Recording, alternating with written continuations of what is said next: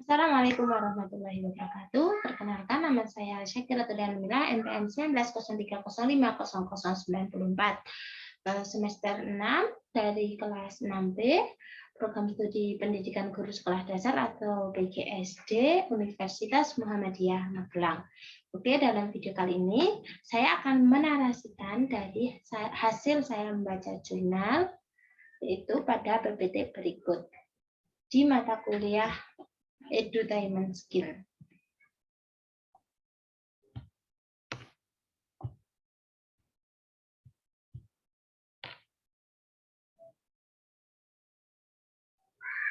Oke, berikut adalah PPT yang akan saya tampilkan dalam video ini.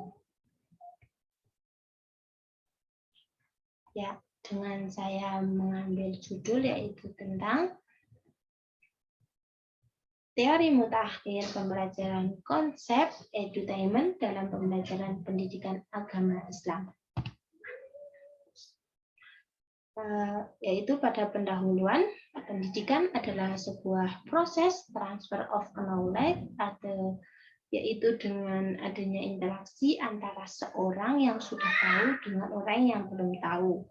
Contohnya yaitu seperti guru yang memberikan pembelajaran kepada murid yang mendengarkan pembelajaran yang disampaikan oleh guru. Seiring dengan perkembangan zaman yang pesat ini, telah muncul beberapa ide-ide inovatif dalam segala hal, termasuk di dalamnya dalam dunia pendidikan. Nah, kini pembelajaran di kelas tidaklah monoton karena telah muncul berbagai rangkaian ide atau metode pembelajaran yang dapat menyenangkan peserta didik. Nah, dengan proses pembelajaran yang menyenangkan tersebut dapat memberikan suasana yang mengesankan dan akan menarik peserta didik untuk terlibat aktif di dalamnya. Sehingga di sini peserta didik dapat mencapai tujuan dari pembelajaran.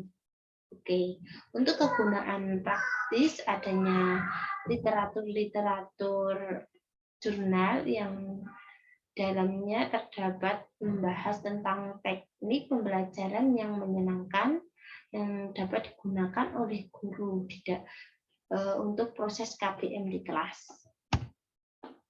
Kemudian dalam pembahasannya yaitu tentang konsep edutainment, kemudian prinsip pembelajaran edutainment, kemudian media pembelajaran edutainment, kemudian manfaat dari pembelajaran edutainment, kemudian pengertian dari pendidikan agama Islam, kemudian yang terakhir yaitu aplikasi konsep edutainment dalam pendidikan agama Islam atau yang disebut dengan PAI. Ya, pembahasan yang pertama yaitu tentang konsep edutainment. Edutainment itu akronim dari dua suku kata yang berasal dari bahasa Inggris, yaitu education dan entertainment. Education yang artinya pendidikan dan entertainment yang artinya hiburan. Di sini Hamruni menyimpulkan tentang edutainment adalah suatu proses pembelajaran yang didesain untuk memadukan antara muatan pendidikan dan hiburan secara harmonis sehingga pembelajaran dapat berlangsung secara menyenangkan. Nah, menurut Hamruni tahun 2009 halaman 50. Kemudian konsep pembelajaran edutainment ini telah dikenal dari sejak tahun 1980-an dan merupakan salah satu metode pembelajaran yang sukses memberikan pengaruh luar biasa di bidang pendidikan, apalagi di masa milenial saat ini.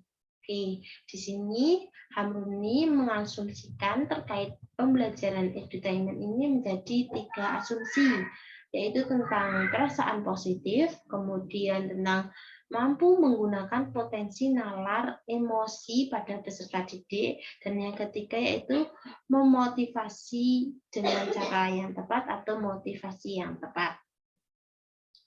Edutainment adalah sebuah pembelajaran yang dilaksanakan secara langsung, yaitu dengan pendekatan yang bersifat pelajar sebagai pusat dalam proses pembelajaran sekaligus sebagai subjek pembelajaran. Nah, di sini edutainment menjadikan peserta didik sebagai subjek, bukanlah objek, karena mereka diberi kebebasan mengeksplorasi kemampuan yang dimilikinya. Nah, sehingga mereka atau para pelajar tersebut akan merasa penuh hiburan dan mereka akan terlibat aktif untuk mengembangkan kreativitas potensi diri yang dimilikinya. Oke, yang kedua yaitu membahas tentang prinsip dari pembelajaran edutainment. Itu prinsip pembelajaran dari edutainment ini terbagi menjadi dua. Yang pertama yaitu rangkaian pendekatan dalam pembelajaran untuk menjembatani jurang yang memisahkan antara proses mengajar dan proses belajar. Nah, sehingga di sini diharapkan bisa meningkatkan hasil belajar yang efektif. Nah, oke, konsep ini dirancang agar proses belajar mengajar dilakukan secara holistik, ya. Jangan menggunakan pengetahuan yang berasal dari berbagai disiplin ilmu, seperti pengetahuan tentang cara kerja otak, kemudian memori, dan motivasi, konsep diri, emosi atau perasaan peserta didik, kemudian gaya belajar dari peserta didik, kecerdasan majemuk yang dimiliki oleh peserta didik, kemudian teknik memori, teknik membaca, teknik mencatat, dan teknik belajar lainnya yang dimiliki oleh peserta didik. Kemudian prinsip pembelajaran yang kedua yaitu upaya pembelajaran berlangsung dalam suasana kondusif yang akan memperhatikan kondisi dan keadaan peserta didiknya, yang di dalamnya mencakup pada unsur berikut ini, yaitu pada perasaan gembira, kemudian mengembangkan emosi positif pada peserta didik, kemudian yang terakhir yaitu mengoptimalisasi potensi nalar peserta didik secara jitu akan mampu membuat loncatan prestasi belajar secara berlipat. Nah, yang pembahasan selanjutnya yaitu tentang media pembelajaran edutainment skill ini. Dalam penggunaan media pembelajaran edutainment skill ini dapat menggunakan alat-alat audio visual, contohnya seperti media proyeksi, media non proyeksi, dan media berbentuk 3 dimensi. Adapun bentuk dari media proyeksi yaitu seperti overhead project, kemudian bisa berupa slide, kemudian bisa berupa film dan LCD untuk menunjangnya.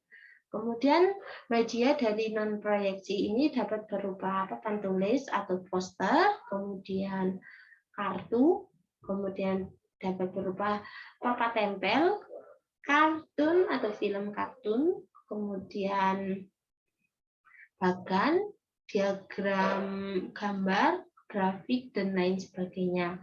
Kemudian dari bentuk benda 3 dimensi itu dapat berupa benda tiruan diorama, boneka, topeng, peta, globe, dan pameran, kemudian bisa di museum. Nah, ini menurut Sanaki tahun 2009 halaman 38. Dalam penggunaan media perangkat lunak ini dapat memotivasi siswa untuk mengeksplorasi pelajaran lebih mendalam, sehingga mereka akan termotivasi secara mendalam dengan bantuan media audio visual tersebut. Dari zaman dahulu, paket itu sudah merupakan bagian dari inti dari pembelajaran edutainment. Namun, masih membutuhkan media pendukung lainnya seperti tadi yang saya sebutkan dari media-media audiovisual tadi. Namun, di zaman sekarang saat ini kita bisa memanfaatkan media digital sebagai pendukung untuk proses pembelajaran dengan memanfaatkan internet. Nah, di sini guru dapat memberikan berbagai bentuk video atau game pembelajaran yang menarik melalui media maya. Oke, selanjutnya yaitu tentang manfaat dari pembelajaran edutainment skill ini. Manfaat pembelajaran dari edutainment ini berimplikasikan pada tujuan pembelajaran yang akan dicapai. Contohnya seperti tujuan pembelajaran di Indonesia adalah mencerdaskan kehidupan bangsa. Nah, tujuan ini telah tertulis di dalam Undang-Undang Sidiknas tahun 2003. Kemudian langkah yang bisa kita ambil yaitu untuk mencapai tujuan terciptanya suasana belajar yang menyenangkan, yaitu dengan cara mempengaruhi dengan memberikan berbagai macam pembelajaran yang menyenangkan, sehingga akan memberikan pengalaman pembelajaran yang kemudian siswa dapat mengambil informasi, menyerap atau menyimpan mengambil informasi dari proses pembelajaran yang dilaksanakan. Nah, dengan cara tersebut dapat mempengaruhi kinerja otak dalam prosesnya. Nah, di sini siswa akan lebih efektif dan lebih siswa dapat mengambil kesimpulan dari hasil belajar yang telah dilaluinya dengan menggunakan konsep edutainment tersebut. Selanjutnya itu kita akan membahas tentang pengertian dari pendidikan agama Islam. Nah, apa sih pendidikan agama Islam? Nah, pendidikan agama Islam itu merupakan gabungan dari 3 kata, yaitu dari kata pendidikan, kemudian dari agama, dan Islam. Yang dapat didefinisikan, pendidikan agama Islam adalah suatu usaha terbimbing dan asuhan terhadap peserta didik, agar nantinya setelah selesai dari pendidikan dapat memahami apa yang terkandung dalam Islam secara keseluruhan, sehingga siswa dapat menghayati makna dan maksud serta tujuan dengan harapan dapat mengamalkan dan menjadikan ajaran agama Islam yang dianutnya sebagai pandangan hidup dan dapat mendatangkan keselamatan dan dunia dan akhirat. Oke, selanjutnya yaitu tentang yang terakhir aplikasi konsep dari pembelajaran edutainment, aplikasi konsep dan pembelajaran edutainment dalam pendidikan agama Islam. Di sini terdapat langkah dalam pengaplikasian pembelajaran edutainment ini. Yang pertama itu menumbuhkan sikap positif belajar, yang kedua membangun minat belajar, yang ketiga melibatkan emosi siswa dalam belajar. Nah, dengan penggunaan konsep edutainment ini, kita dapat mengajarkan di dalam pengaplikasian konsep edutainment di pembelajaran pendidikan agama Islam atau PAI ini, kita dapat mengajarkan berbagai bentuk nilai-nilai Islam melalui pembelajaran yang dikemas dalam mata pelajaran pendidikan agama Islam di sekolah umum maupun di madrasah atau lembaga lainnya. Dengan penggunaan mata pelajaran pendidikan agama Islam tersebut, kita dapat mengajarkan berbagai bentuk nilai-nilai pembelajaran Islam untuk meningkatkan karakter peserta didik yang baik atau menciptakan karakter peserta didik dengan menggunakan metode konsep edutainment ini. Pada mata pembelajaran PAI dapat berupa langkah berikut dengan berbantuan media LCD, laptop, film kartun, atau dengan materi pada bab materi Toharoh. Di sini, guru dapat membentuk 3 kelompok dan menyiapkan kertas kosong untuk menuliskan nama kelompok dan hasil diskusinya. Kemudian, guru dapat menuliskan tugas pada lipatan pesawat kertas, kemudian melemparkan di kelas siapa yang dapat, maka kelompoknya membaca tugas tersebut. Setiap kelompok mempresentasikan hasil yang telah didapat melalui film kartun yang telah disediakan oleh guru. Nah, setiap kelompok memberikan pertanyaan kepada kelompok lainnya atau kelompok rival disesuaikan dengan tugas yang telah guru berikan. Jika tidak dapat menjawab pertanyaan dengan benar, maka satu kelompok harus mendapatkan hadiah yang telah disiapkan oleh guru. Nah, itu metode telah tertulis di dalam penelitian dari Maftuh tahun 2017 pada halaman 1129. Oke, mungkin ini adalah kesimpulannya. Edutainment adalah suatu proses pembelajaran yang memadukan antara pendidikan dan hiburan, sehingga menjadi suatu desain pembelajaran yang menyenangkan dan menarik minat peserta didik untuk belajar.